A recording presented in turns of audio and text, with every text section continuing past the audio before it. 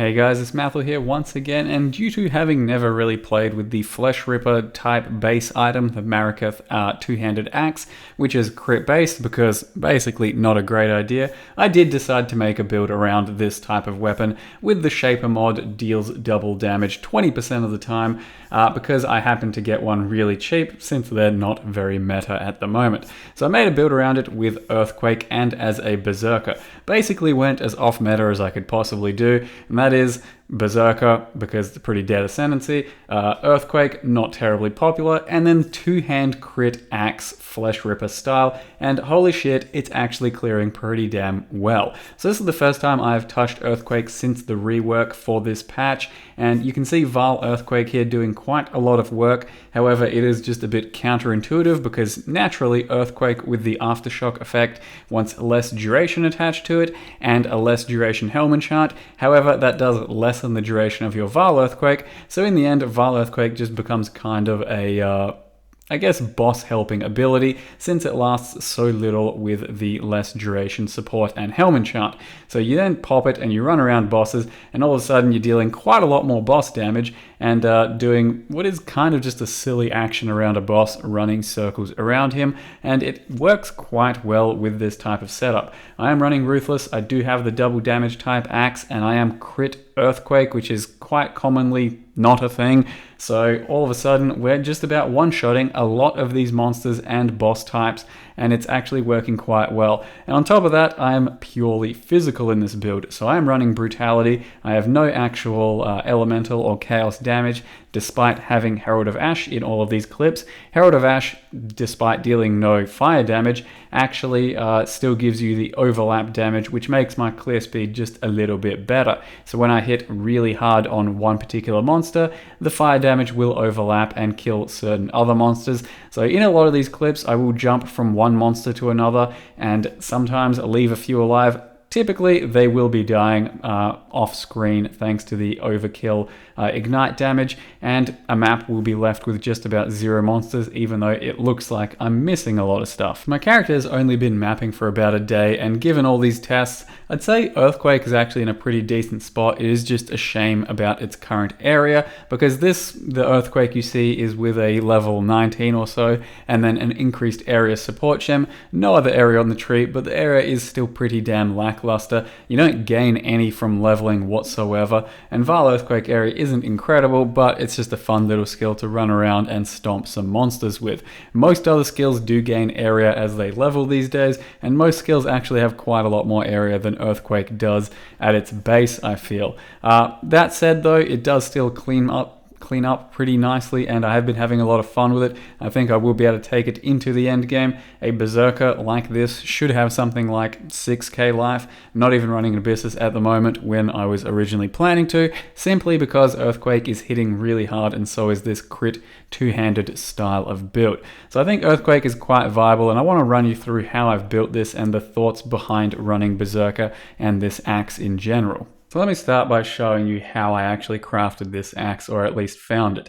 One of my mods or viewers, Blackjack King, was crafting a two-handed axe for this type of build. And I thought, hey, you could probably find a similar one to what you're looking for pretty damn cheap on the market, given that they don't really exist and no one really cares about them at the moment. So this is the axe we came upon. It just has attack speed, crit, couple of early rolls, and a big fizz roll. All I wanted to do was then annul off one of those Ellie rolls and then try and craft my own fizz roll on, and that would have resulted in a pretty decent axe. So my current endgame axe is based off of a 1 chaos purchase and then a simple 1 annul lucky roll, I guess. Ends up being 470 physical DPS with a 20% chance to get double damage roll on it from the Shaper mod, and I think it should be pretty easy to craft something similar to this. Not too, great on this level, but definitely doable. And all of a sudden you do have a weapon that's kind of interesting to build around. So Notoriously, axes are not good for crit because this thing over here has a lot of crit, but there aren't any crit axe nodes on the tree, so getting multi and scaling crit and multi ends up being pretty hard. That's why axe crit builds don't particularly exist right now, or nor are they particularly flavorful, or do you really, too desirable to go into them. Same with maces. There are a couple little crit mace nodes over here, but for the most part, they're not very good, and the crit on maces is pretty low in general, so maces and axes just aren't really seen as actual crit items, and flesh rippers just are going to be shit, easy, and pretty comfortable to come by. So this one was 1 chaos.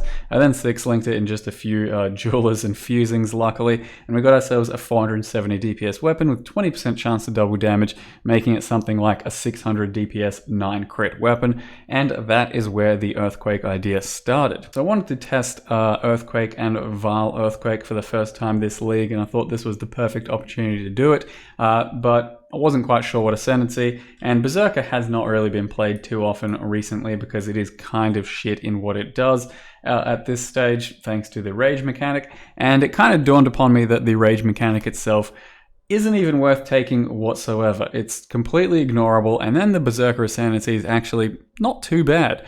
So basically, this Ascendancy here lets you generate rage charges just a bit easier, and then this one doubles the effect of them. So you get twice as much gain out of them, but also twice as much negative, meaning your 5% degen turns into a 10% degen. And that is just far too much in the current game on top of the 10% increased damage taken to be taking, especially in the Uber sort of scenario.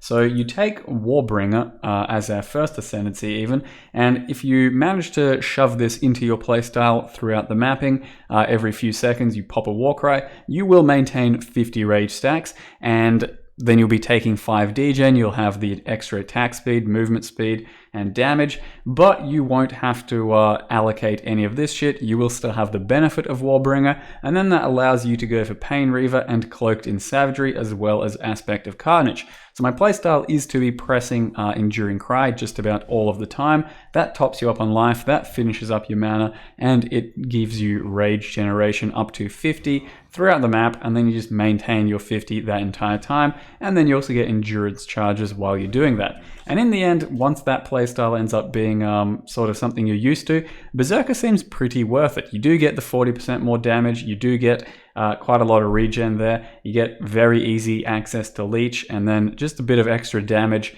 and leech, which doesn't really matter if you don't have lots of leech rate, but a bit of extra damage because 15% damage for a savage hit should happen quite a lot of the time, and in the end we will have about 6k life, may even shove a Dodri's Flask into the mix.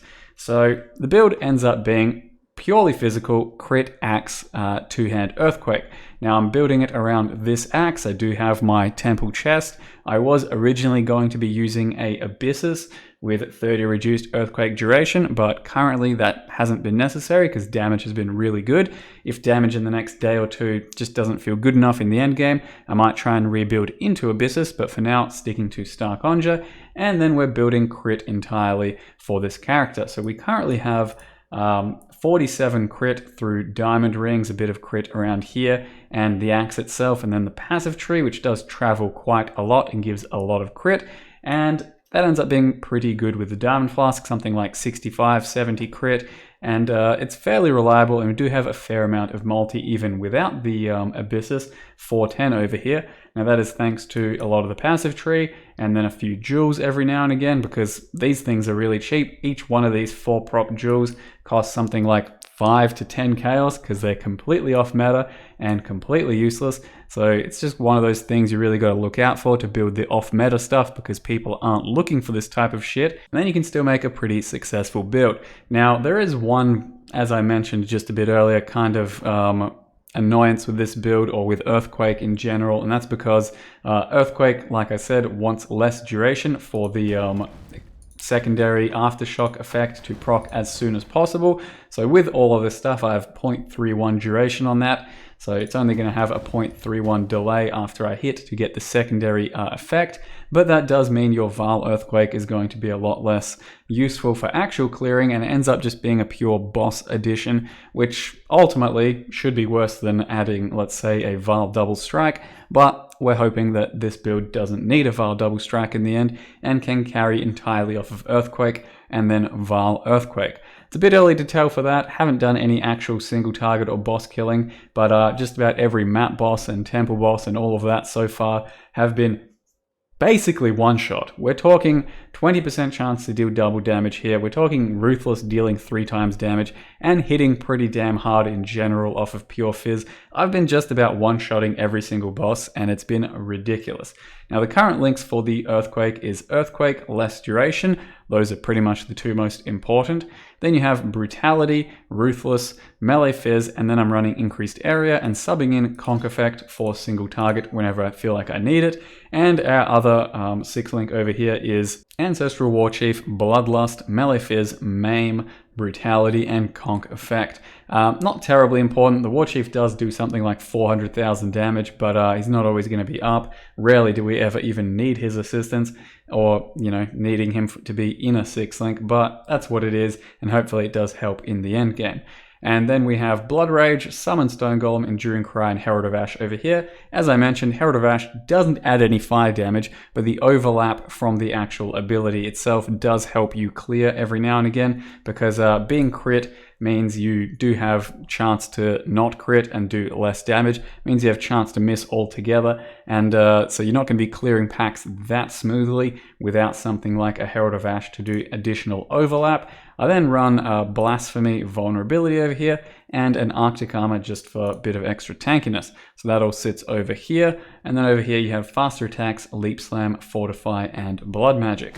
The playstyle has been pretty goddamn fun and rather fast. I do highly recommend you try Earthquake at some point, because Vaal Earthquake is more or less just like a meme skill. You press your Vaal Earthquake, you run around things and unleash explosions, as well as dealing damage every time you're near something, and it's really quite a lot of fun to play with. The rest of the gear can be seen in the path of building, and I'll link that for you guys as always. Hopefully I'll have another video in the next few days when I actually go to something like 90, try and take on some of the end game, because I think I should be able to do Uber Elder with this shit, and it should be kind of a challenge, but overall just a little bit fun. Character's called 1 Chaos Axe Omega Lol because, yeah, the axe was basically 1 Chaos plus the Annulment Orb. So yeah, that's kind of funny. And you will see in the end that Berserker, fairly viable, though I did struggle to choose it over Champion. Mostly I did it just because I haven't done a Berserker yet, and you do get a few little quality of life perks from the Leech and the Warbringer itself. We'll have some more conclusions in the end, but the biggest drawback is just taking 10% increased damage in a world where you don't really need to do that anymore, and you don't want to take 10% increased damage against the Uber Elder. We'll see how we go once we get there. If it ends up feeling like too much and I have to build more into life and more into resist and shit, it will feel like kind of a failure. But yeah, we'll see how we go. For now, guys, this was Earthquake and Vaal Earthquake as a pretty off-meta type of build and setup. Hope you enjoyed the video and the characters so far. Thank you very much for watching, and see you next time.